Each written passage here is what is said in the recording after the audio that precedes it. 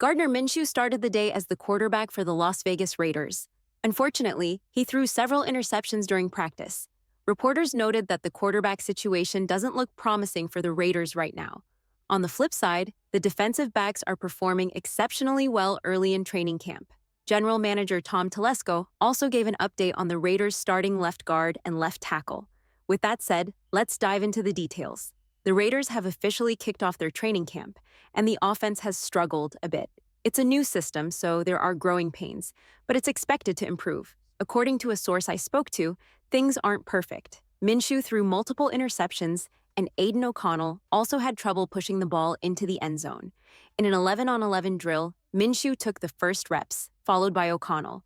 In their next turn, Minshew went first again, then O'Connell. Minshew completed 5 of 7 passes, including a nice touchdown to Davante Adams, but he also threw an interception to Trayvon Moehrig. Most of these drills focused on the red zone, so they started 10 to 15 yards from the end zone rather than the full 80 yards. Keep this in mind when considering the interceptions and overall offensive performance. In Minshew's first attempt, he completed 5 of 7 passes with 1 touchdown and 1 interception. My source said the interception wasn't entirely Minshew's fault. The defensive player made a great play. O'Connell's turn was less eventful.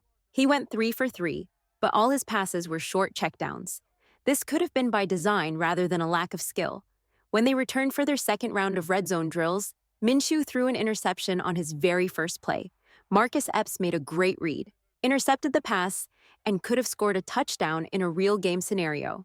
Minshew went 3 for 5 with 1 interception in this round. O'Connell followed, going 1 for 4 with a near interception by Malcolm Kuntz. Although Kuntz didn't catch it, it was a turnover-worthy play. In summary, the Raiders' quarterbacks had a tough day, while the defense shined. There's room for improvement, and we'll have to see how they progress as training camp continues. It's clear that the Las Vegas Raiders quarterbacks are having a tough time at the beginning of training camp. However, it's important to remember that we're still very early in the process. What we see now isn't what we'll see in 4 to 8 weeks. Plus, not all players are on the field all the time. For example, DJ Turner and Keelan Doss are running routes now, but they might not be key players during the actual games. On the other hand, the defense is mostly playing with their first-team unit, which includes players like Malcolm Kuntz, Marcus Epps, and Jack Jones. This gives the defense a bit of an edge over the offense, which is still adjusting. Gardner Minshew, despite his struggles, has shown some good moments. For instance, he threw a touchdown pass to Davante Adams after avoiding pressure. This raises a question. Is the issue with the interceptions due to Minshew or the offensive line not holding up? It's hard to say without being there, but these early mistakes can be valuable learning experiences. As we analyze training camp footage, one play stood out. The Raiders ran an outside zone play, which is not common for them. This type of play is more typical of a Kyle Shanahan or Mike McDaniel offense. In the play, the center, Andre James, right guard Dylan Parham, and left guard Cody Whitehair were key players. Whitehair and a tight end double-teamed the defensive end. In an inside zone play, you might see different blocking assignments, but here, the double team indicates an outside zone play.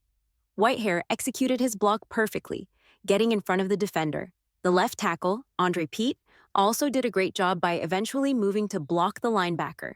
This play is an example of effective outside zone execution, which is a running play I think the Raiders could benefit from using more often. When it comes to running plays, the outside zone is one of the best. If you look at the top running games in the NFL, like the 49 ERs and the Lions, they use the outside zone a lot. The Dolphins probably have the best run game in the league, and they rely on this scheme heavily. It's important to note that there are different types of zone runs: mid-zone, inside zone, wide zone, and outside zone. Each one has a different angle for the running back to hit. The outside zone is the widest, making it the furthest outside compared to the wide zone. The Raiders' decision to incorporate more outside zone runs is promising. This scheme can help them succeed. We've seen some interesting clips from training camp, especially from the offensive line. One notable observation is that Jordan Meredith is getting a lot of reps with the first team. While it might not mean much yet, it's worth keeping an eye on. In the clips, you can see the team practicing double team blocks, which are key in zone blocking schemes. For example, they double-teamed a defender in the 3 technique position, then climbed to block at the second level. Zone blocking is effective and versatile. Between power blocking and zone blocking, zone is better. And within zone blocking, outside zone is superior. As a former offensive lineman, I appreciate these drills. They showcase the skills needed to execute the scheme effectively. General Manager Tom Telesco provided updates on Jackson Powers-Johnson and Colton Miller. Powers-Johnson should be back on the field soon, possibly within a few days. However, Miller's situation is more concerning. Telesco mentioned that Miller might be out for a few more weeks, potentially missing the start of the season. This means Miller might not get any training camp reps, which could lead to a slow start even if he's healthy by week 1. The absence of Miller is unfortunate. Training camp is crucial for getting into football shape and adjusting to the physical demands of the game. Without it, Miller may struggle initially. On the bright side, the Raiders have Andre Pete, who has been solid at left tackle. This signing makes sense given Miller's uncertain status. Pete staying on the left side of the line provides stability. Andre Pete is likely to start for the Raiders. However, there's speculation that Colton Miller might start the season on the physically unable to perform PUP list, potentially missing the first 4 weeks. This scenario could put the Raiders in a tough spot, especially if Pete gets injured too. They'll need a solid backup plan at tackle. While they could move Dar Munford to the left side, it leaves a question mark at right tackle. Would they rely on younger players like Dalton Wagner or DJ Glaze? The Raiders may even need to consider signing a veteran tackle, depending on Miller's shoulder injury. A tweet from Vincent Bonsignor, a Raiders insider, noted that the team sees Dylan Labb as an intriguing young weapon. This is significant because insiders often share insights they've received from within the organization. Labb has the potential to be a standout player, but it's important not to overhype him before he proves himself on the field. While he could become a star like Austin Eckler, he could also play a role similar to Amir Abdullah, who excels in specific aspects but isn't a game changer. Another video showed Aiden O'Connell making a pass to Brock Bowers. The pass seemed off target, causing Bowers to adjust his route. However, this wasn't a mistake by O'Connell. He intentionally threw the ball away from coverage to prevent an interception. This is a smart play that shows good decision-making. It's a technique that, practiced regularly, will translate well to game situations. Bowers has been impressive in training camp, showing speed and explosiveness. He might even be one of the fastest players on the team, right after Trey Tucker. This speed makes him a valuable asset for the Raiders' offense. It's always tricky to gauge how fast a player truly is when transitioning from college to the NFL. The college game is generally slower, making it difficult to accurately assess a player's speed until they face NFL competition. The Raiders' secondary has been performing impressively in training camp. Despite some differing opinions, I believe the Raiders had a top 10 secondary last year due to their combination of talent and excellent coaching. This year, the secondary continues to look strong. Jordan Bennett, in particular, has been making notable plays. During a goal line defense drill, he tipped a pass that led to an interception by Trayvon Moehrig. Additionally, Jack Jones has shown significant potential, showcasing his explosiveness and ability to change direction.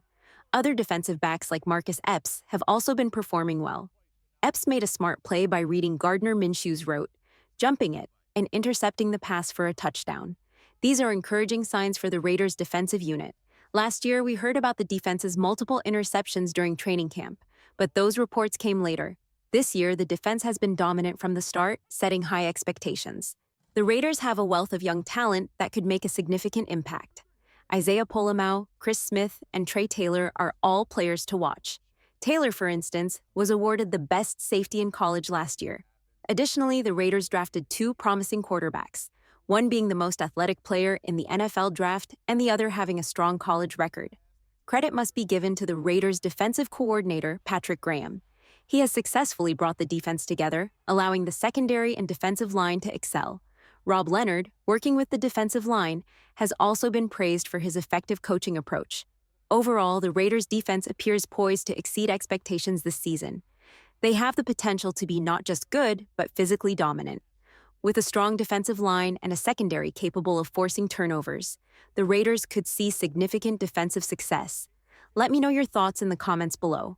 If you enjoyed this video, please consider subscribing, and I'll see you next time with another update.